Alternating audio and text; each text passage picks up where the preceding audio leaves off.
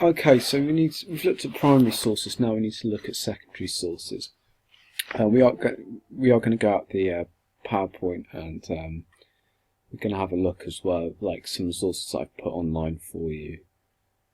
So basically, any recommended sources I'll take, and anything from PowerPoint or from Moodle, I'll quickly show you where they are.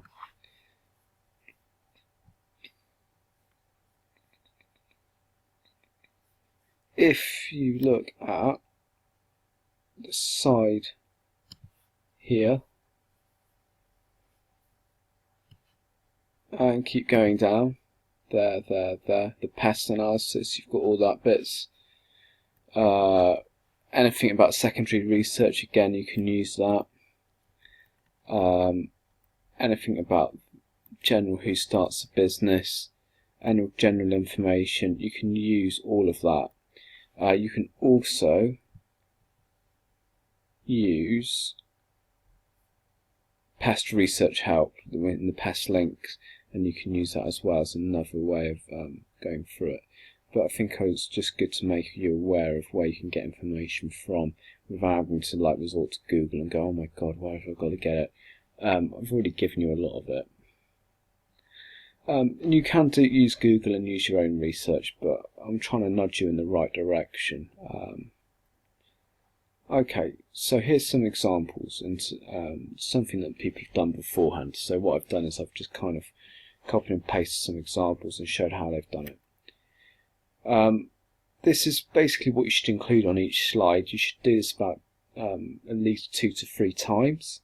So you should repeat this 2 to 3 times. So you should have about 2 slides worth of information within your PowerPoint, which tells you about your customer and what has helped you identify it. What you do need is a graph or a table, and I'll show you that in the visual examples that we're going to go through now. But what you do need to say is what does it actually tell you about your customers. There's no point putting some information in if it's not relevant.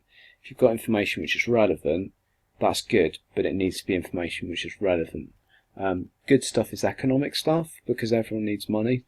If people don't have money, that causes a problem. So stuff like interest rates and cost of borrowing, easy things which is quite low, you can say, people can borrow money easily now, which is true. And you can make quite a lot out of it. Right, here's an example. This is what someone was talking about in terms of activity. 15-year-olds, what they do. Here's the personal trainer. So he stakes his graph at the top, and then he actually talks about what they do, and it talks about how it identifies customers' needs.